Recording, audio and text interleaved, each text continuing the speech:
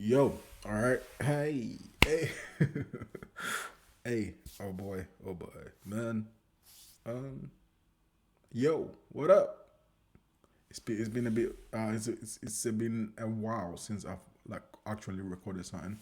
Um, and I am keeping to what I'm saying. Like, as in the fact that I'm not gonna try and like record so many videos like I used to do. Um, like I said, this is a hobby.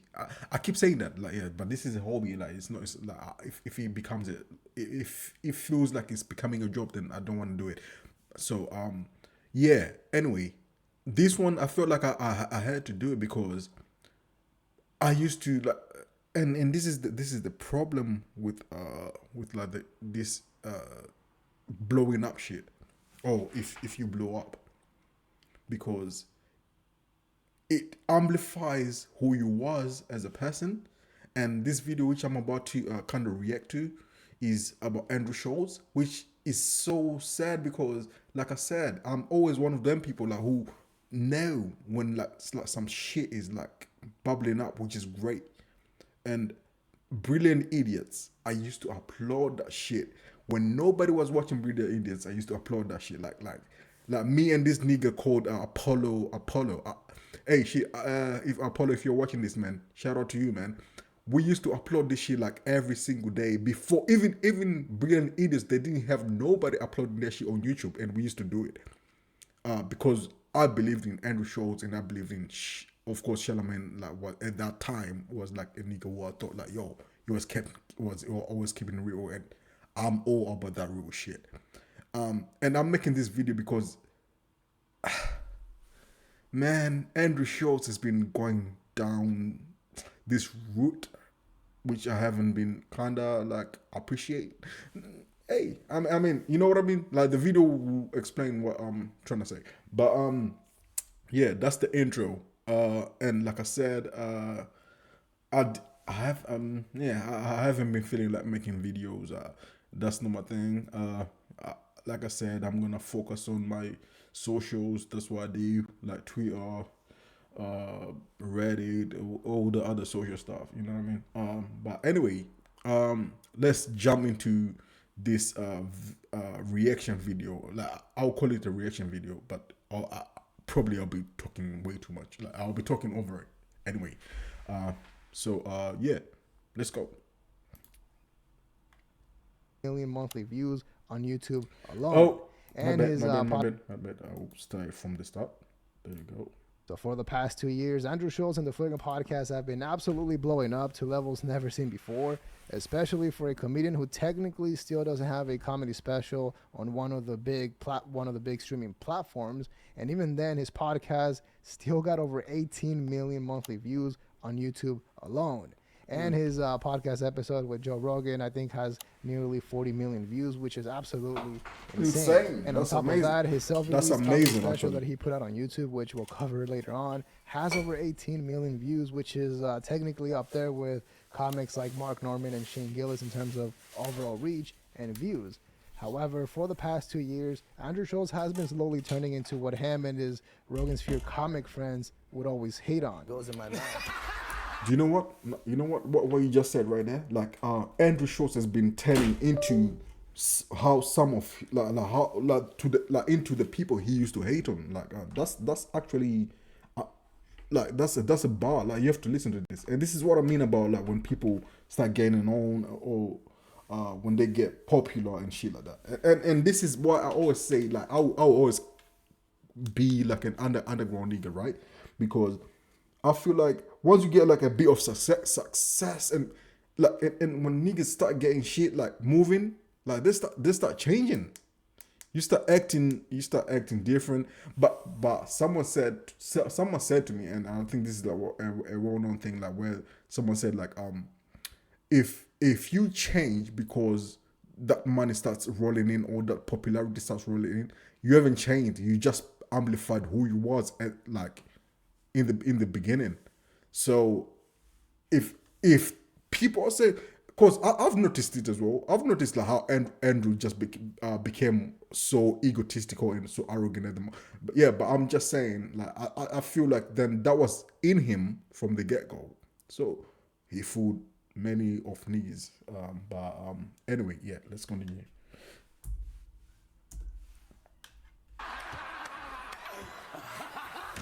That's extra right there. You gotta pay extra for that one. Gross. Oh my god. Because for the past 2 years or ever since the new studio, Andrew Schultz has been playing this over-the-top character who's always fake laughing, interrupting all the time, and is always trying to come across as an intelligent person or as a modern-day philosopher. And funny enough, the first person to ever call it out was actually Whitney Cummings. And now look... Yo, and this is the thing though, like if you can make someone like Whitney Cummings look like great, like you must be fucking up. It's like the same shit like where, and I always make this I always make this comparison as in like it's like Donald Trump and Hillary Clinton, sorry. If you can make Hillary Clinton, Donald Trump look good, you must be fucking some shit up. Like you must be a fucked up person. And that's exactly what Hillary Clinton did with like the Donald Trump shit. And this is exactly the same thing. Like if you can make Whitney Cummings look or people or make people like feel for Whitney Cummings, nigga, you are fucked. Looking back, it does make sense why we cover that episode, because it was shocking how bad Andrew Schultz was treating Whitney Cummings for no reason, especially because they were supposed to be old friends. Listen, it's tough being a female comic. Is this like the new Adderall? Is this like the new Adderall? Is this Adderall? I feel like you got a wonky badge. No, this I'm on 3 Zins. I love that you just call me a dog and no, like no, because when you think I'm setting you up for something, you do this thing where you're like,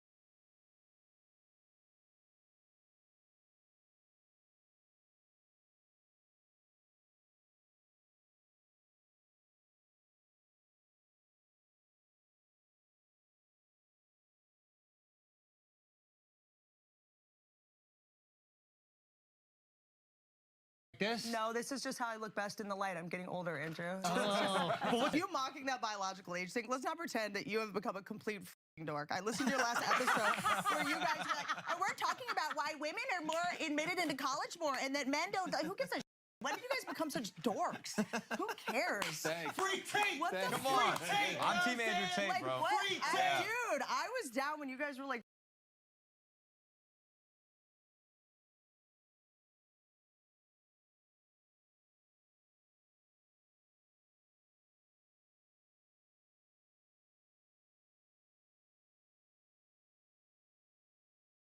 hanging out with Alex Jones and the fake star from North Korea, and now you guys are like, what? Did Emma take down your Die Hard poster? What's going on? What's going on at home, man? You come in. What's going on at home? You come in and you tell me that you're lying about something. What's going on? Are you shooting? I need to get to the bottom of it. Are you shooting blanks? Why are you such a grump? Yes.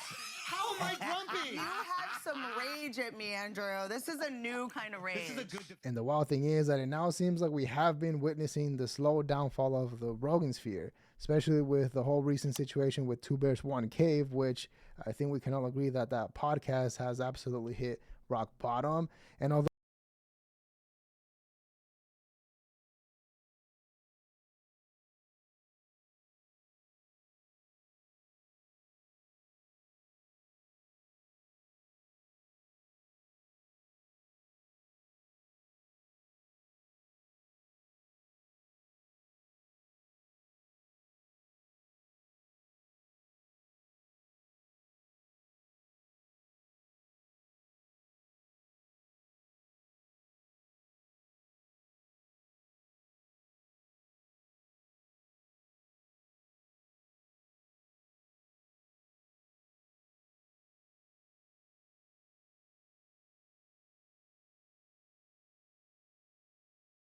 Though I don't think Andrew Schultz is nearly as bad as Tom or Burt Kreischer in terms of, what they've done recently. The main criticism is of Andrew Schultz as a podcast or a show host, and also the fact that he has let the fame and the massive success actually change him, as cliche as that sounds. And even though, yes, technically on paper the show is still massively successful,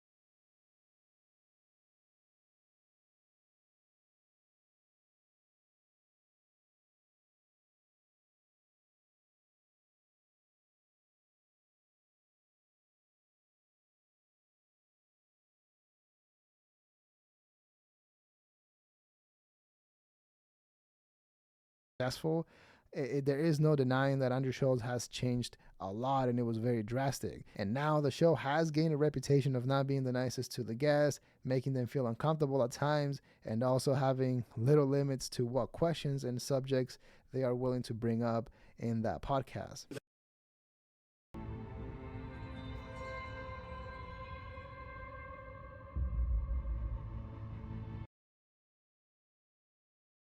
Love you, buddy. Yo, you know who could be a good fill-in is Trash Tuesday. If you want to get them on a podcast, they could have some. What's with the Trash Tuesday beef? When are we going to settle the Trash Tuesday beef? It's settled as far as Did you try to wog Annie Letterman to your truck? No, it doesn't make sense. No, it doesn't make sense.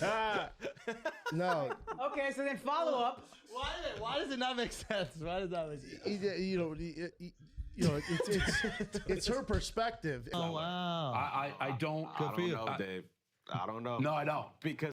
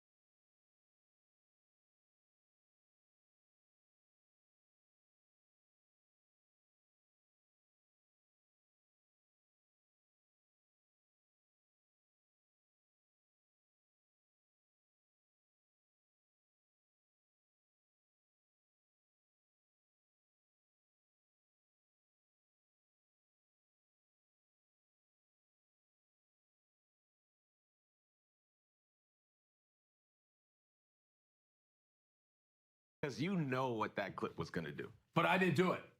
His point would be, and I'm a fan, but I have to say this. His point would be, if she says off the record, it's off the record. No, I disagree. If she says off the record, no, it's not true. Yeah, a misogynist would say that. I think there's a lot of reading into this like clip right now. Like it's like Here's what I think though. I think I do believe it's a joke, man. I mean, that's a cop out. Yeah, it's a cop. Like if your show is educational and I'm trying to help people, and then when I say something wrong, oh, that was a joke. I run around the room. We gotta make it entertaining too, bro. I think I'm always going to be on the side. I'm always going to be on the side of jokes, and that's just who I am. I'm a comedian. I support. We also can't necessarily ask him to have the same empathy as us as comedians. Of course, Al's not a comedian. That's a black dude. Al's not a comedian. But a comedian, I always got to defend. But this wasn't always the case. I mean, at some points, Flagrant 2 was actually one of the best podcasts out there, and I actually found Andrew Schultz through his crowd work clips and YouTube videos, and then I realized that he had a podcast and started listening then. But it wasn't until March 14 of 2019 that Andrew Schultz had his first appearance on the Joe Rogan Experience, which would completely change his life and take his career to the next level. Hey, Andrew, how you doing? I'm good. How are you? I'm good, man. What's up? Chilling, man. Thanks for having me.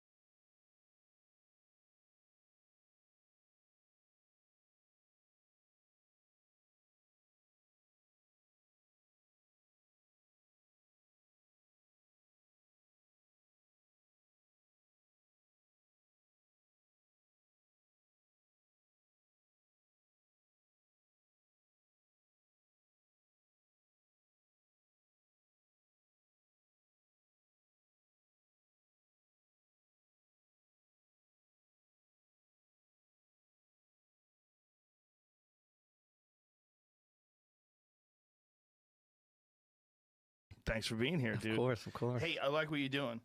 Thank you. I like a lot of things you're doing. First of all, I like that you decided to put all your shit on YouTube. Yes. Like, how do you get your shit out there? Well, just put it out there on YouTube. Exactly that. Huh? Yeah. I mean, everybody just said no to me. That was the thing. So, however, as soon as Joe Rogan actually went on the Flagrant podcast, it was game over. That actually placed the podcast among the top, and then technically or officially made Andrew Schultz part of the Rogan sphere, which is not a bad thing. It's not to discredit him, because keep in mind that Joe Rogan also did a bunch of other podcasts. He did Theo Von's podcast. He did Two Bears, One Cave, Kill Tony, obviously, and then Tim Dillon, and nobody did what Andrew Schultz did. However, one of the potential downsides of being part of this group of Rogan sphere comedians is that it does give these comics an insane level of confidence that could end up backfiring. And in Andrew Schultz's case, although he doesn't deny or hide the fact that he grew up pretty wealthy, it is clear that at this point he's become so massively successful and famous that it's that naturally he's become out of touch. Not only that, but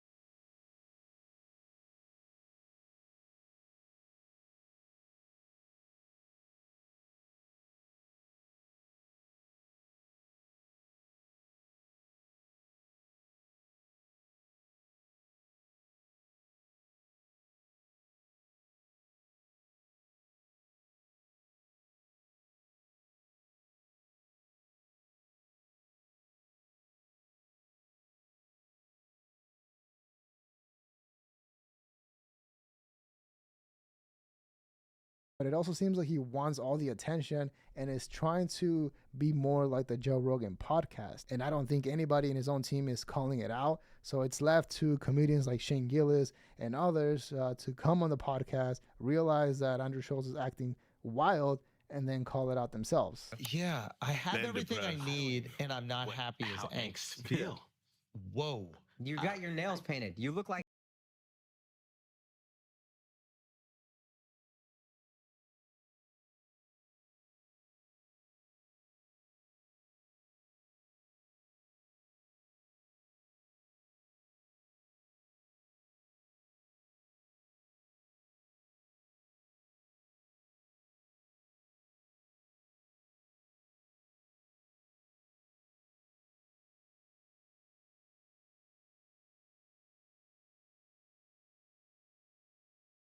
an angst. I love, You know what I mean? I love Schultz What are you epiphanies. talking about? Schultz epiphanies are my favorite. Yo. He repeats his statement. He's like, That's crazy, though. It's true. Schultz epiphanies. That should be making you gasses So you, though, good, right? dude. When Schultz I know has when a he you're quotes like, you. I did it, yo! I did it! It's true. I'm keeping him on, dude. You If I might take as him well off be on now, he Zoom. wins. Okay. Yeah, no, exactly. Come on. Oh, that's right. It's a competition thing. It's not that. I really genuinely just feel No, like it I is a can competition connect thing. more. You're the one trying to take my glasses off me. Can we You reframe hate it? that we're focusing Can we on reframe?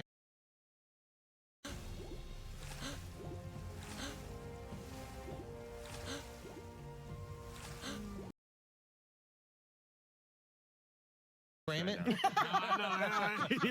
it's not about you for a second. Okay. Anyway, so more that was good. Some more questions. That was good. Some more You really questions got about under the skin Akash. with that. It was good. It was good. You really got I under know the skin. the under the skin. No, but it was a good. No way. No, I admit it. If it's good, it's good. The epiphany was great. That was like a deflection, so you don't have to ask Akash more questions you don't care about. But go on. I do care. You asked him a question like, "What about your song?" I'll tell you about mine. He said, "Why did you pick that?" I answered. Oh, you're so good. But So This curious. is how you have an interest in people. And although, yes, those episodes did extremely well when it comes to views and they were very funny, a big part of it was that you had people, comedians like Shane Gillis or Whitney Cummings, who actually knew Andrew Schultz outside of the podcast, because not only did they handle the situation well, but they were also able to essentially turn it around and give Andrew Schultz a taste of his own medicine, because they were calling out things that were actually true. And you could tell that Andrew Schultz was getting bothered by the whole thing, even though he did try to play it off, like the fact that he likes to have an epiphany for every single thing that is said on the podcast, and the fact that he doesn't like it too much when the attention is not 100% on him. However, the big issue is that whenever you have a guest that is not on the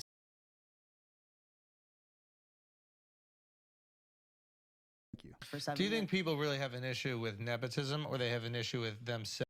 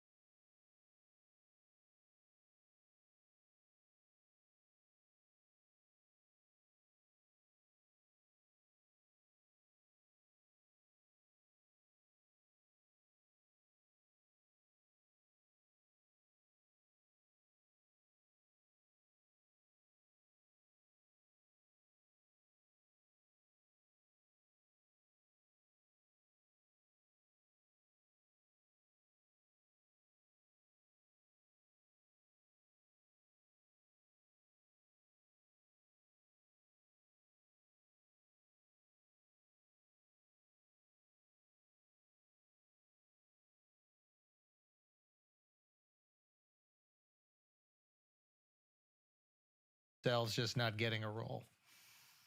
Hollywood's never been like fair. Why should it be? That's I the mean, thing. it's like neither Okay. sports. Now Like, this is a fucking wild take that the guys don't really appreciate. I think it's sorry. Can I say something about No, Nepo I Babies? was in the middle of a sentence. I know, but if we're I moving know, on- but we're not moving on. But It's about do- this. It's okay. about this. The Nepo babies' parents, right? A lot of them. Yeah. And the way the nervous system works is through contrast. You know, you only see light objects through dark objects and so on. So this like playing of this sort of playing of things that are sneakers where you see each one of the toes. It's like, oh, that's a hint. Exactly, it's the hint, right? So now we're into the realm of sort of like me with those tease, things, exactly. bro. And sometimes on the subway, they'll like wiggle them like that. I'm like, oh, you better stop that. Right. So if you look if you look historically at clothing, you can think of like Victorian era clothing or like the high collar, everything covered, just the face, the pasty face, or you think about if we're gonna think about this night. You have 3 people who go to a party. It's Kylie Jenner's party. They're all intoxicated. Apparently, one of them is about to be passed out. Try one of these. What is this? This nah, is that's I'm good. It's not weed. It's a Zin. It's nicotine. Oh hell.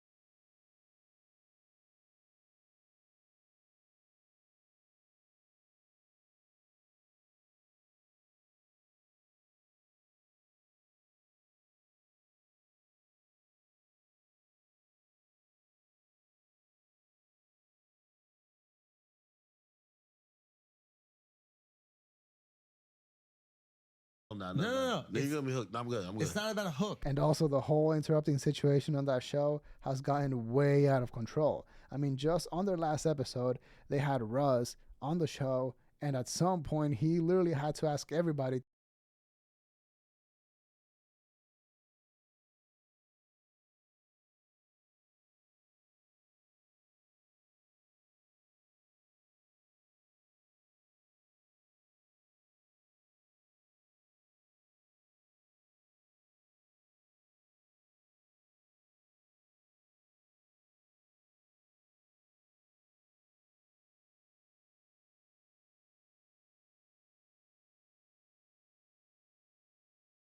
to allow him to talk, and then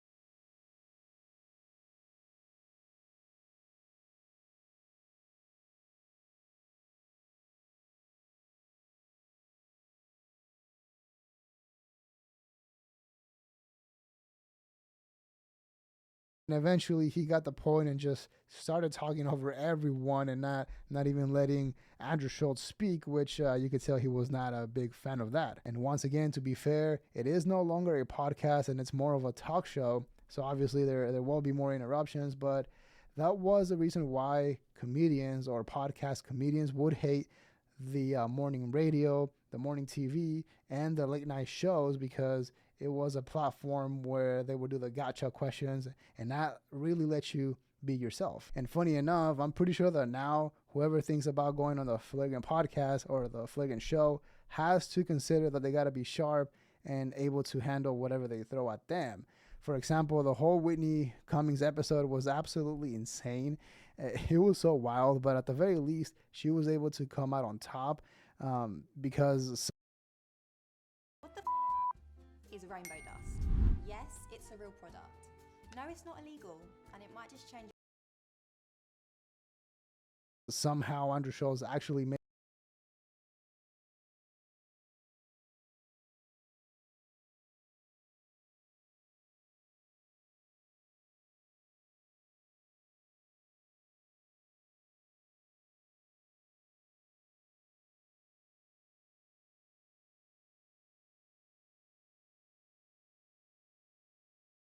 her look better. However, I do think that Andrew Schultz's erratic behavior actually peaked back in December when he did that episode with DJ Academic.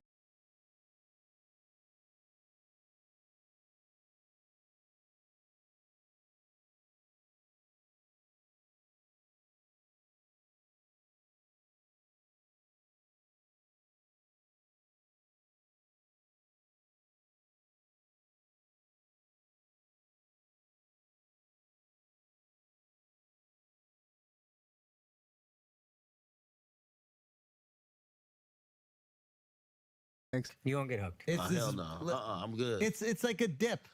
No, just try it. No, Will you just try it? I got addictive personality for real, for real. This is not going to make you addicted. No. Like I have a really addictive, you see whatever you're doing right there. You're gonna see me like with a mouthful of acorns. Nah, we're not doing it. Just try it. Nah, I can't do it, brother. You can literally take it out.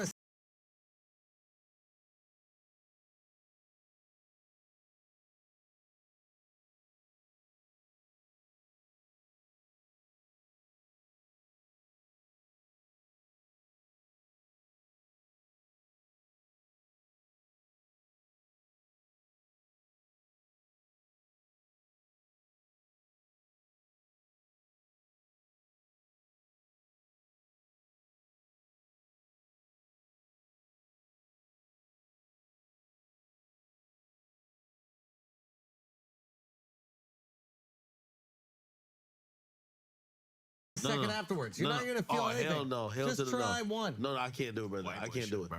Just try the white boy shit for one. Why are you so afraid? We drank Hennessy the whole time. We finished a whole. Why not just try one? No, because I'm gonna be addicted. You're not gonna be addicted. It's such a stupid thing to think. And when you see Also, me, you're probably an alcoholic anyway, so what are you concerned about Zyn for? So, all right, so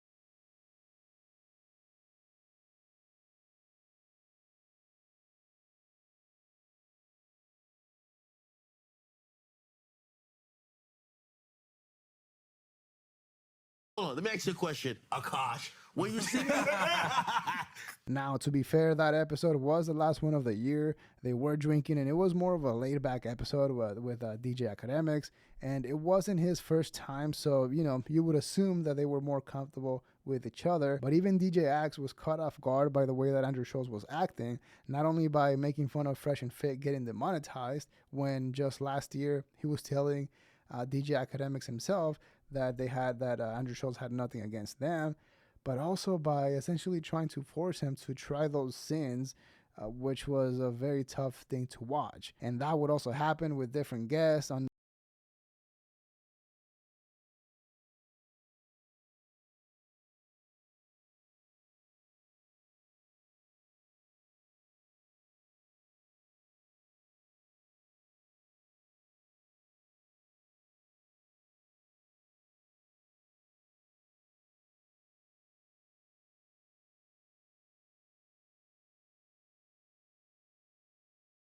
different episodes, which would make the show a hit or miss at times. I still think that the show is pretty good, but it's definitely going down a path that we've seen other people take before. However, since Tom and Bert Kreischer have set the bar way too low, I don't think Flanagan will ever get to the point that Two Bears One Cave is at now.